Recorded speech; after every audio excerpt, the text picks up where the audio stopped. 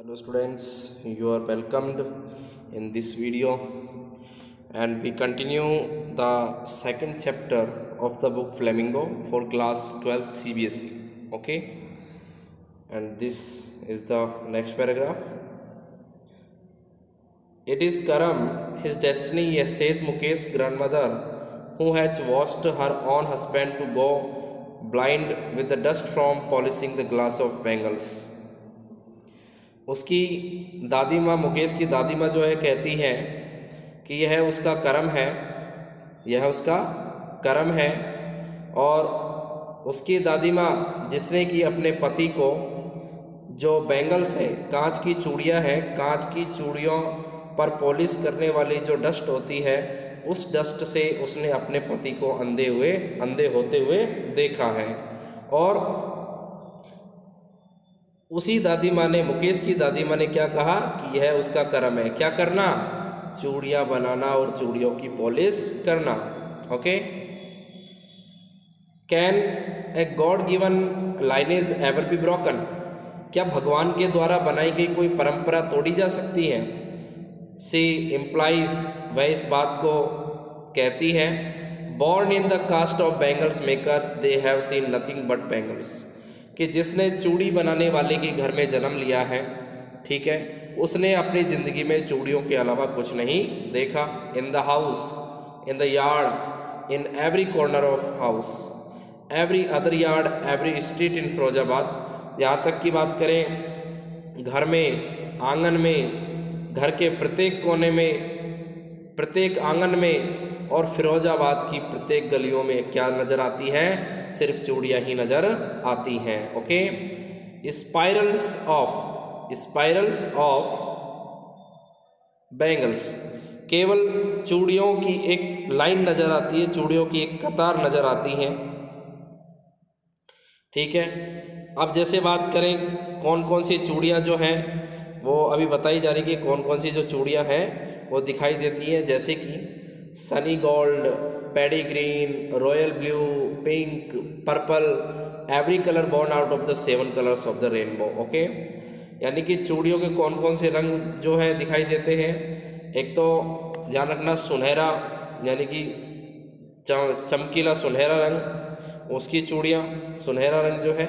Paddy green, ये धानी colour होता है, जैसे धान का रंग होता है ना, चावल, जब चावल के दाने उगने लगते हैं तो चावल के दाने के ऊपर एक कवर सा होता है, उस कवर के ऊपर देखा होगा आपने रंग कैसा होता है, ठीक है, उसको धानी कलर बोलते हैं। रॉयल ब्लू, शाही नीला, गुलाबी रंग, पर्पल यानी कि बैंगनी कलर, और इंद्रधनुष में जितने रंग होते हैं उन सभी प्रकार की चूड़ियों के रंग देखने को मिलते हैं।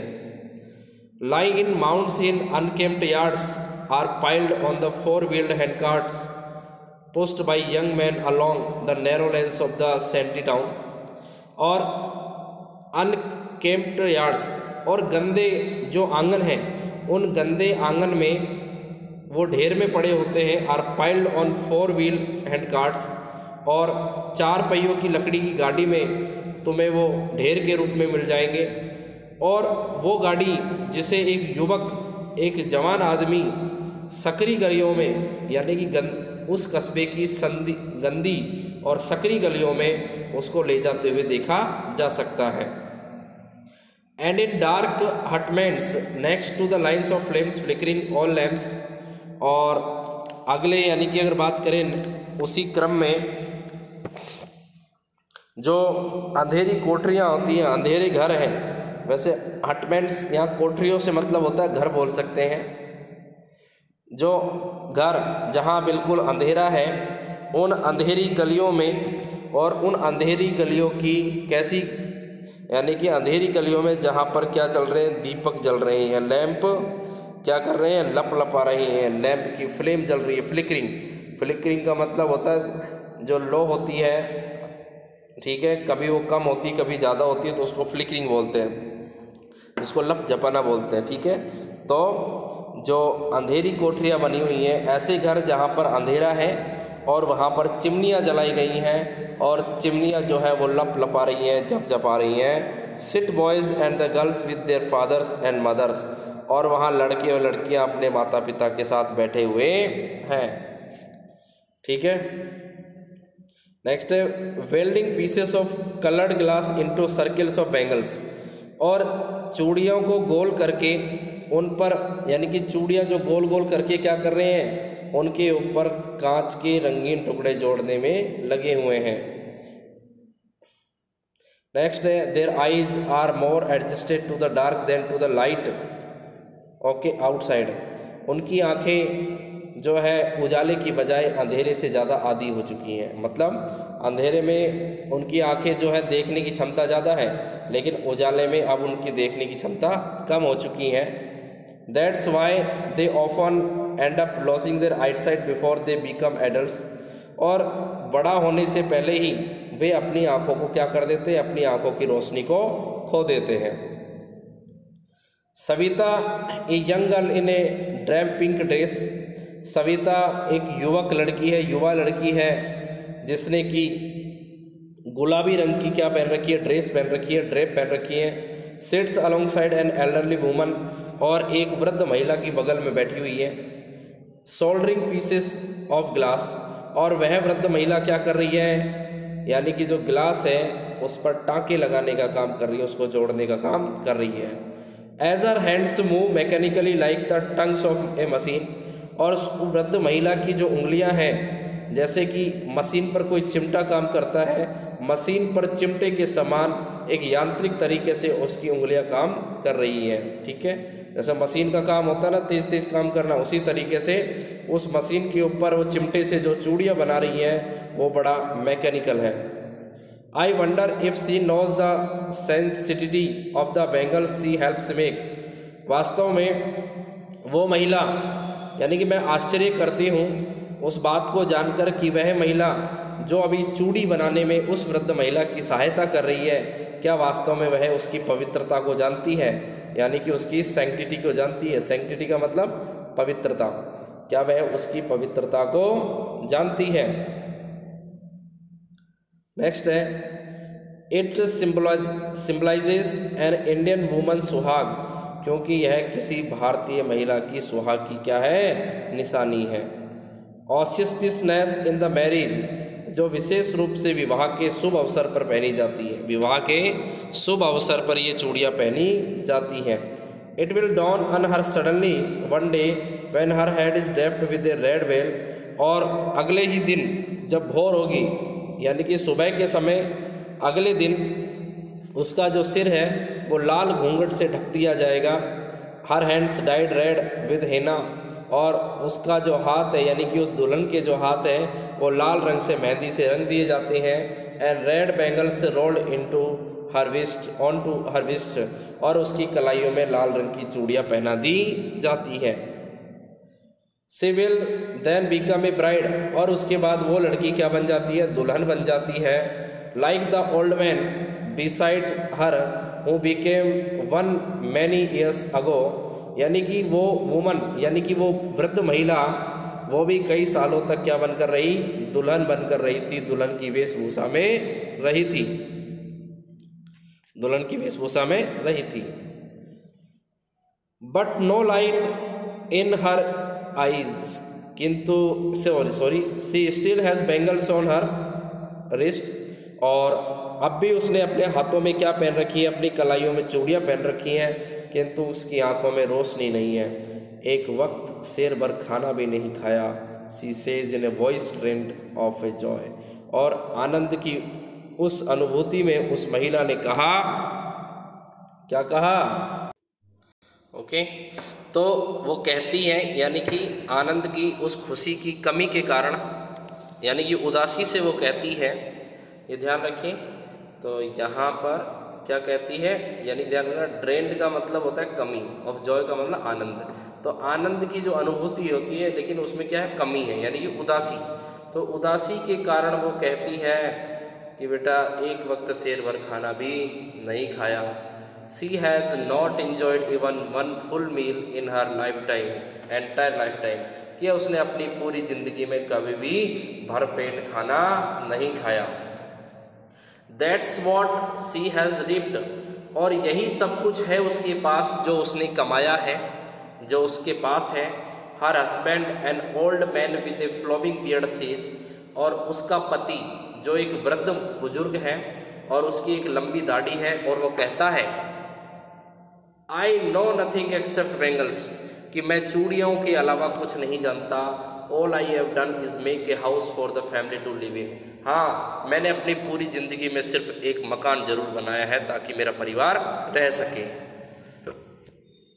Hearing him one wonders if she has achieved what many have failed in their life time, यह उसे सुनकर, किसको, वृद्ध बुजुर्ग को सुनकर, यानी कि कोई भी इस बात पर आश्चर्य करेगा कि यानी कि जो आदमी, यानी कि एक आदमी जो अपने पूरे जीवन में सोचता है, क्या वह उसे प्राप्त करने में अनुत्तीर्ण होता है, यानी कि क्या वह फेल हो जाता है।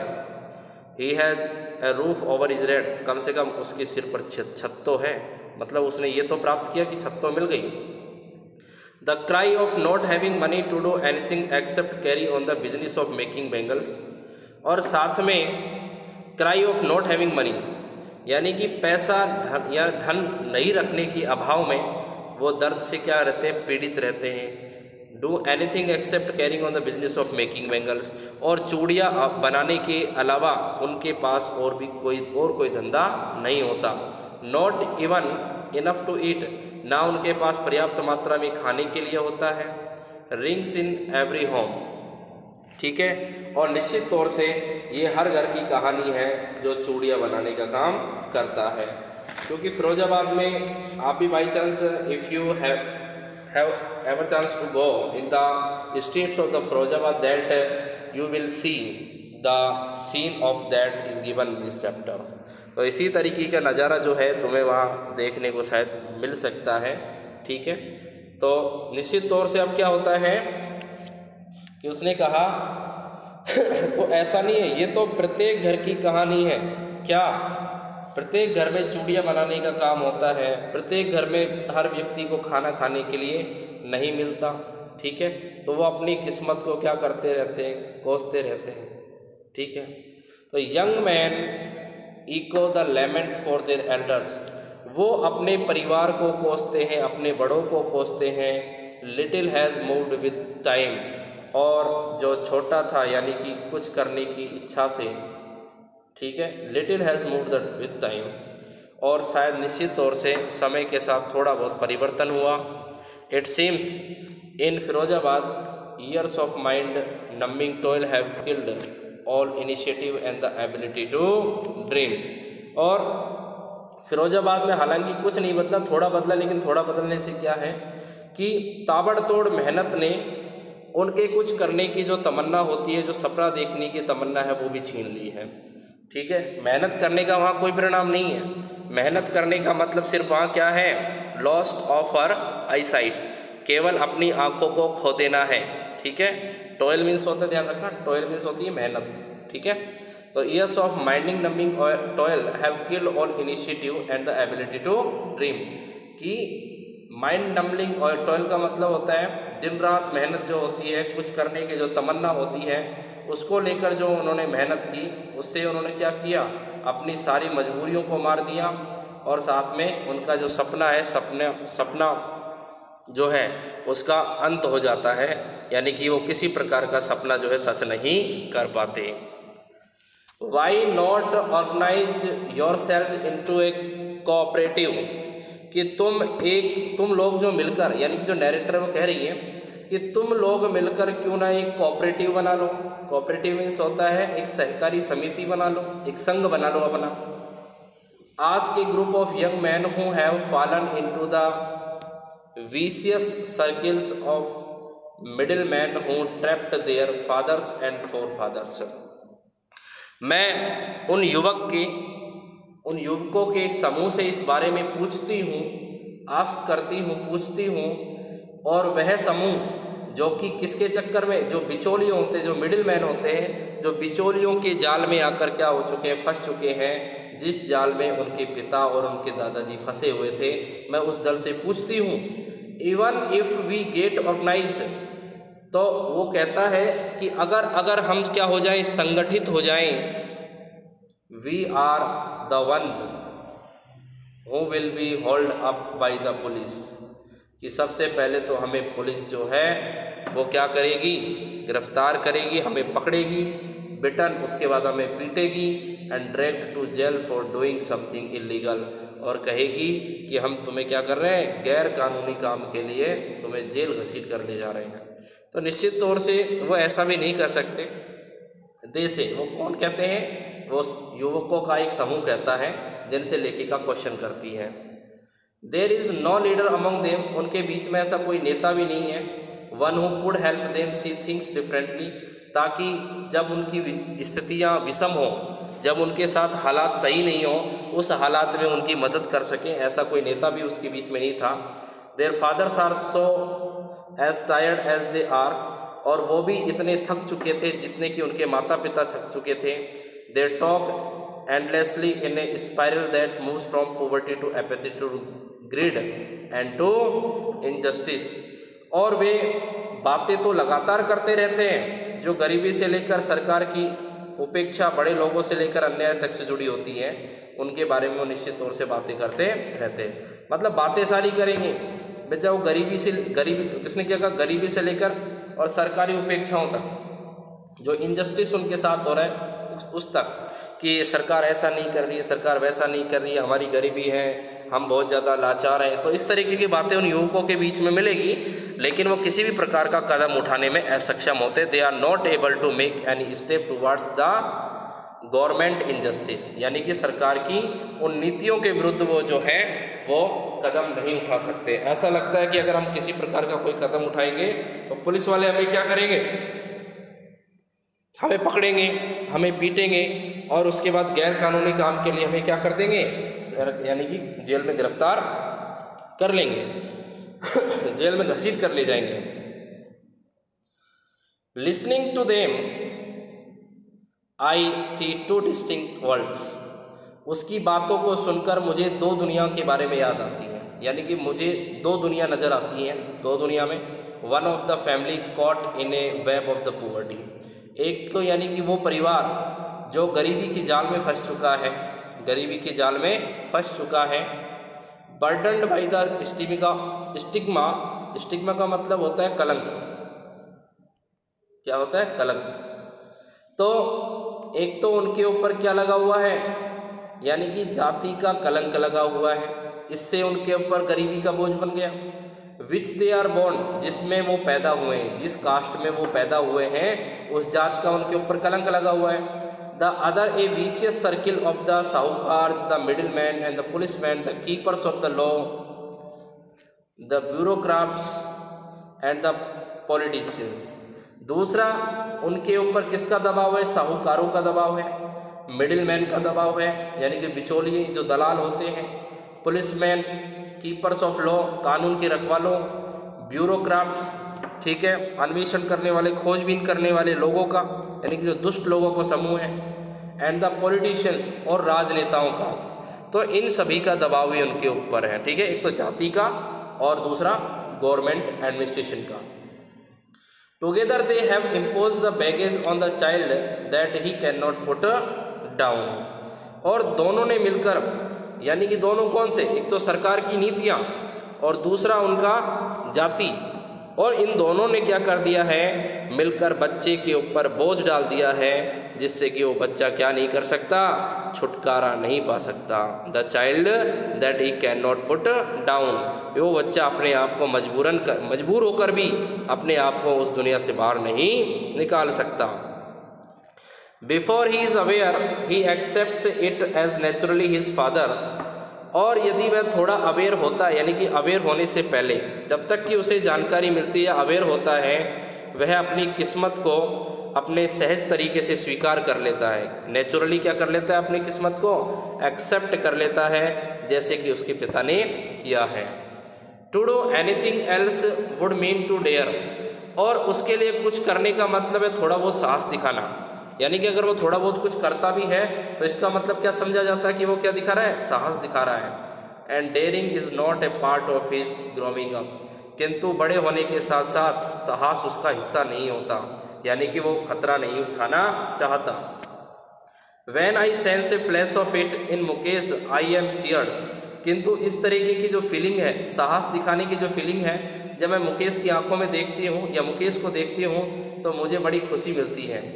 I want to be a motor mechanic, he repeats, वह जवाब देता है कि मुझे क्या बनना है, एक मोटर मैकेनिक बनना है। He will go to a garage and learn, और वह एक गैरेज में जाएगा और वहाँ पर सीखेगा। But the garage is long way from his home, किंतु गैरेज जो है उसके घर से काफ़ी दूर पड़ता है। आई विल वॉक, मैं जाऊँगा, पैदल जाऊँगा। ही इंसिस्ट, वह स्वीकार करता है। Do you also dream of flying a plane, तो मैं उससे पूछती हूँ क्या तुम प्लेन भी उड़ाना चाहते हो। ही इज सडनली साइलेंट, वह चुपचाप खड़ा है। No, he says staring at the ground, वह जमीन की ओर झांक कर कहता है नहीं, मुझे नहीं करना।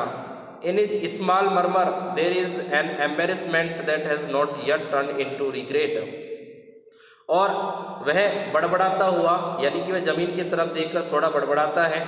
उसके मन में थोड़ी बहुत शर्मिंदगी है, शायद उसकी शर्मिंदगी ने अभी किसी पश्चाताप का रूप धारण नहीं किया है, यानी कि पश्चाताप के अंदर उसकी शर्मिंदगी नहीं बदली है। He is content to dream of cars that he sees hurtling down the streets of his town, और वह निश्चित तौर से उन कार के सपने देखता है जिन कारों को वह अपने कस्बे के सामने वाली गलियों में दौड़ते हुए देखता है। Few aeroplanes fly over Firozabad, और कुछ जो एरोप्लेन हैं वो फिरोजाबाद के ऊपर से उड़ते हुए नज़र आते हैं। Okay students, and this chapter has been ended, and the mid questions that you are to complete in your notebook, okay, as the assignment. And in the next video I will start the next chapter of the flamingo. Okay, thanks.